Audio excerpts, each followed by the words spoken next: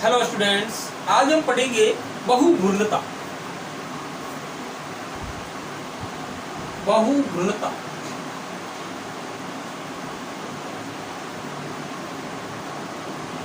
पॉलीइम्ब्रियोनिक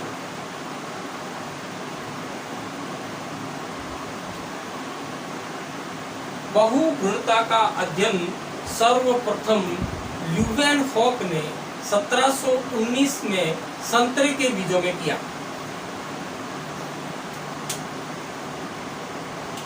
बहुघूर्णता का अध्ययन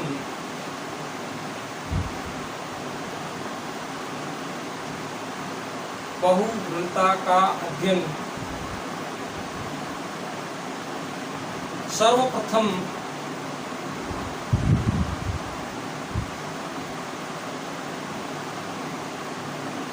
ल्यूवेनहॉक ने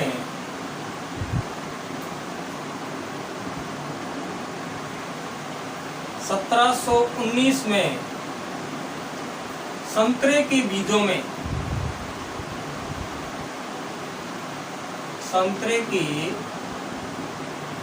में किया। ठीक है, बहुघूर्णता का अध्ययन सर्वप्रथम किसने किया? ल्यूवेनहॉक ने। ठीक है, इसके अंदर संतरे के बीजों के अंदर किया। क्या होती है बहुघूर्णता? देखिए, सामान्यतः एक बीज में यानी कि एक बीजांड में एक ही भ्रूण होता है, जिसका निर्माण किससे होता है? यानी कि भ्रूणकोश की अंडकोशिका जब नर युग्मक से संयोजित होती है, जिससे युग्मनज का निर्माण होता है और युग्मनज से भ्रूण बनता है। तो सामान्यतः एक बीज के अंदर एक ही भ्रूण होता है, यानी कि एक बीजांड में एक ही भ्रूण होता है। लेकिन जब एक बीजांड में एक से अधिक भ्रूणों का निर्माण हो जाता है तो इस प्रक्रिया को बहुघूर्णता कहते हैं। यानी कि एक बीज के अंदर एक से अधिक भ्रूणों का पाया जाना क्या कहलाता है? बहुघूर्णता कहलाता है। एक बीजांड में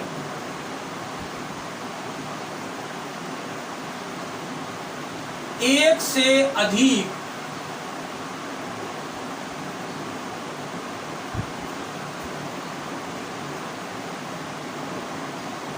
भ्रूणों का पाया जाना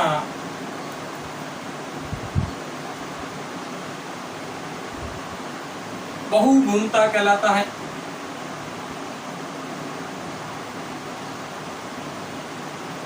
बहुघूर्णता कहलाता है।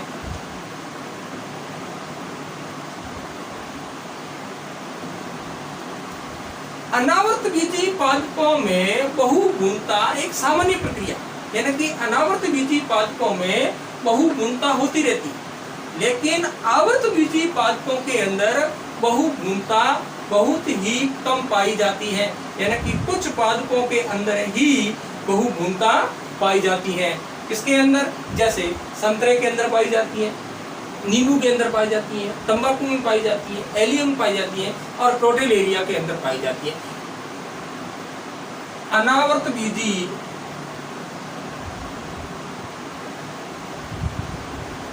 पादपों में बहुघूर्णता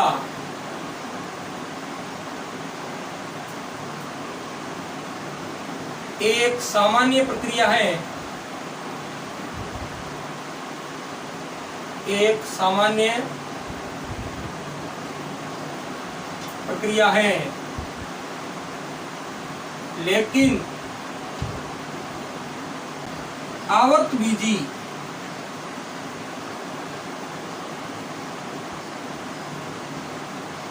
पादपों में बहुघूर्णता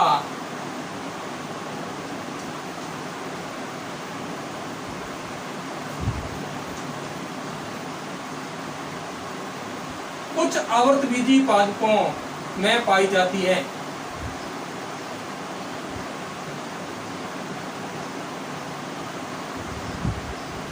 पादपों में पाई जाती है। जैसे संतरा, नींबू, तंबाकू,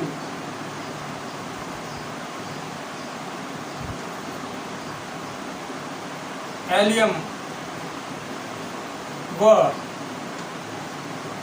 प्रोटेलेरिया, ठीक है, आदि पादप। इन पादपों के अंदर ही बहुगुणता पाई जाती। अब हम देखते हैं कि बहुगुणता के कारण क्या है, किन कारणों से बहुगुणता उत्पन्न होती है। बहुगुणता के कारण, गुणता के कारण बहुगुणता मुख्य 3 कारणों से होती है। बहुगुणता जो होती है वो मुख्य रूप से 3 कारणों से होती है। कौन कौन से 3 कारण है? नंबर 1, विदलन बहुगुणता। विदलन बहुगुणता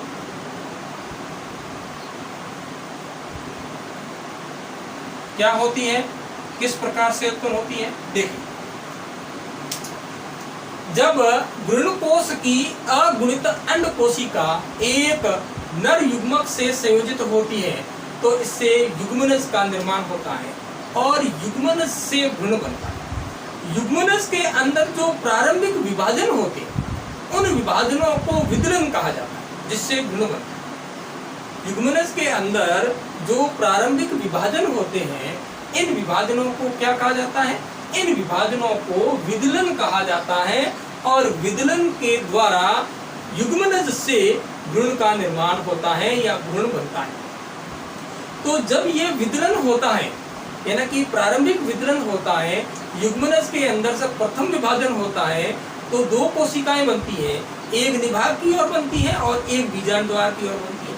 निभाग की ओर जो कोशिका बनती है इसे भ्रूणीय कोशिका कहते हैं और बीजांड द्वार की ओर जो कोशिका बनती है इसे निलंबक कोशिका कहते हैं।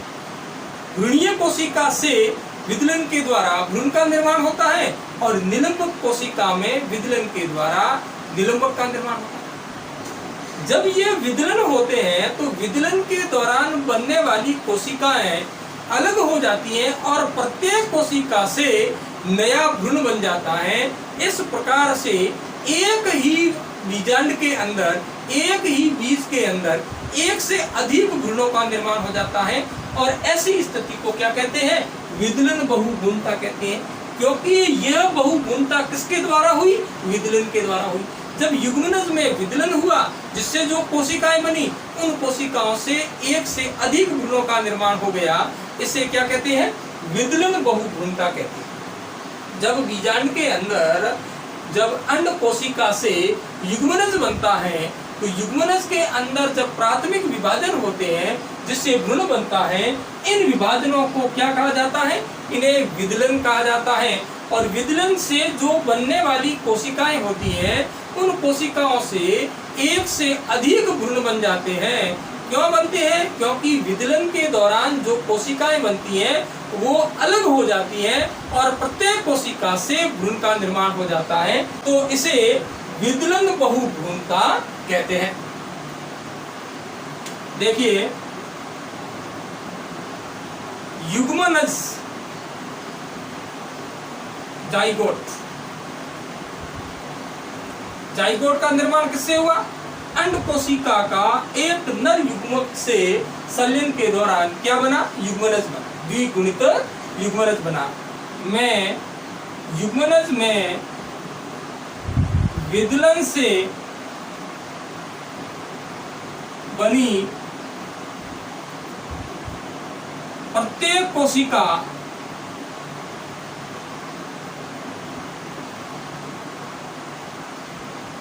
भ्रूण का निर्माण करे, भ्रूण का निर्माण करे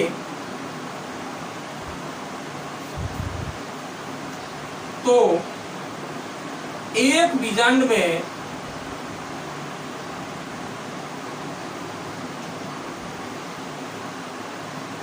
एक से अधिक भ्रूणों का निर्माण हो जाता है।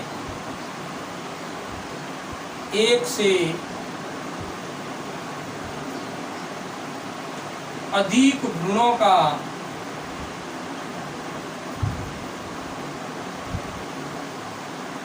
निर्माण हो जाता है, इसे विदलन बहुभ्रूणता कहते, इसे विदलन बहुभ्रूणता कहते हैं। विदलन बहुभ्रूणता कहते हैं। ठीक है।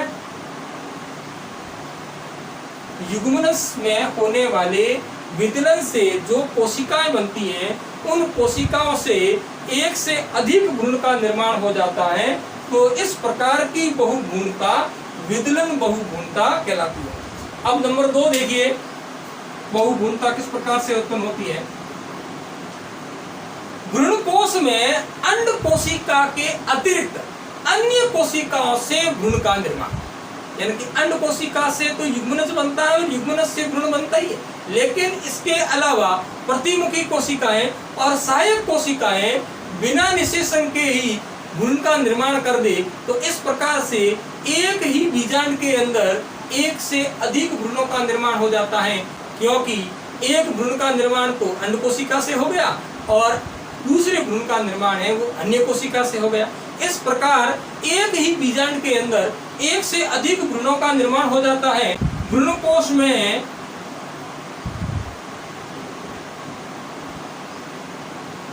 अंड कोशिका के अतिरिक्त अंड कोशिका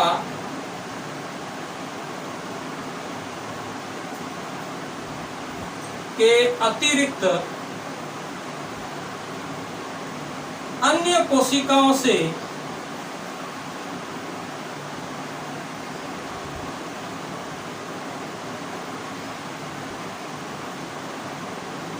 भ्रूण का निर्माण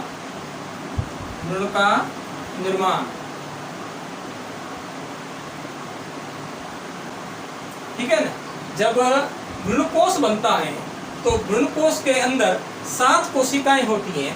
इन 7 कोशिकाओं में अंड कोशिका से युग्मनज का निर्माण होता है, ये तो ठीक है, सामान्य रूप से होता है, लेकिन इसके अतिरिक्त अन्य कोशिकाएं यानी कि प्रतिमुखी कोशिकाएं या फिर सहायक कोशिकाएं होती हैं, ये कोशिकाएं भ्रूण का निर्माण कर दे, तो इस प्रकार से बना भ्रूण जो होता है वो अगुणित होता है और इस प्रकार से बहुभ्रूणता उत्पन्न हो जाती है।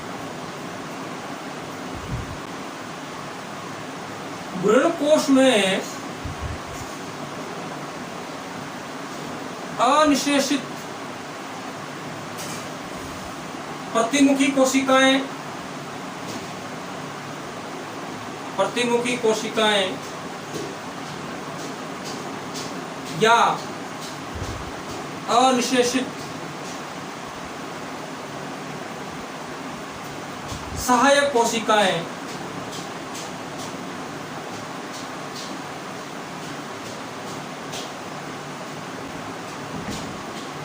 अगुणित भ्रूण का निर्माण करती है,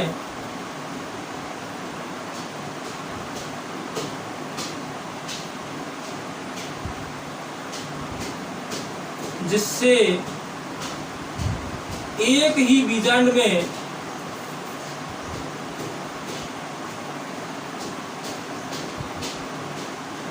एक से अधिक भ्रूणों का निर्माण हो जाता है। एक से अधिक भ्रूणों का निर्माण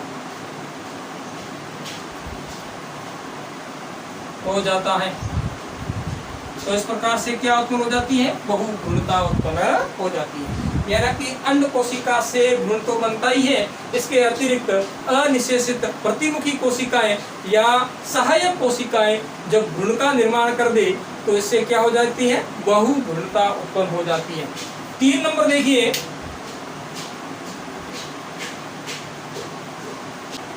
बीजांड की द्विगुणित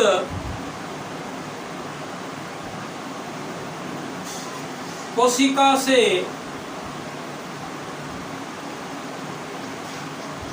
भ्रूण का निर्माण।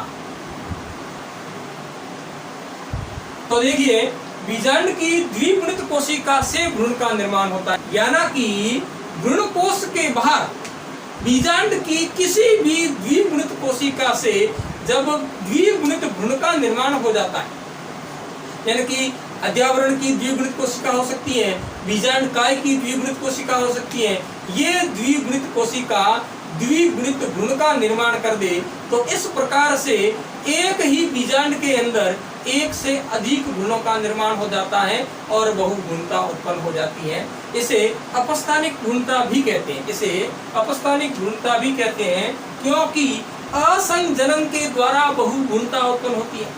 असंजनन के द्वारा क्या उत्पन्न होती है? बहुभ्रूणता उत्पन्न होती है। भ्रूण कोश के बाहर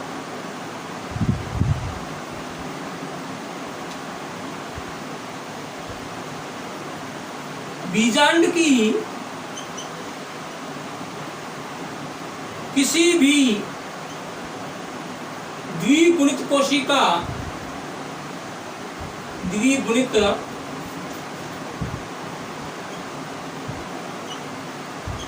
कोशिका से, जैसे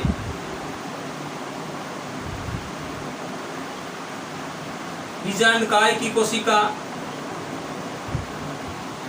बीजांड काय या अध्यावरण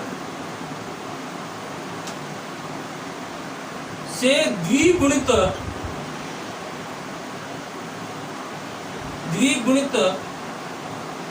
भ्रूण का निर्माण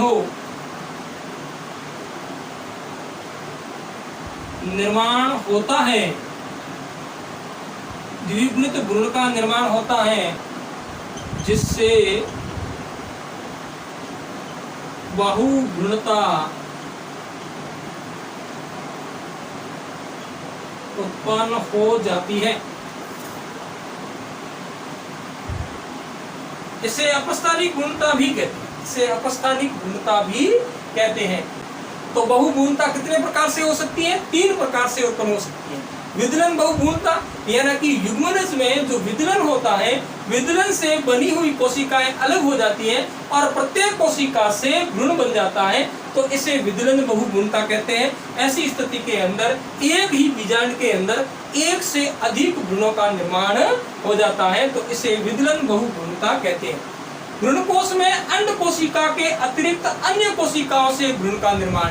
भ्रूण कोश के अंदर 7 कोशिकाएं होती हैं, जिनमें अंड कोशिका एक नर युग्मक से संयोजित होकर युग्मनज बनाती है और युग्मनज से भ्रूण बनता है। इस अंड कोशिका के अतिरिक्त अन्य कोशिकाएं जो होती हैं, जिसमें प्रतिमुखी कोशिकाएं हो सकती हैं, जिनमें सहायक कोशिकाएं हो सकती हैं, ये अनिषेचित कोशिकाएं जब अगुणित भ्रूण का निर्माण कर दे, तो इस प्रकार से एक ही बीजांड के अंदर एक से अधिक भ्रूणों का निर्माण हो जाता है और बहुभ्रूणता उत्पन्न हो जाती है।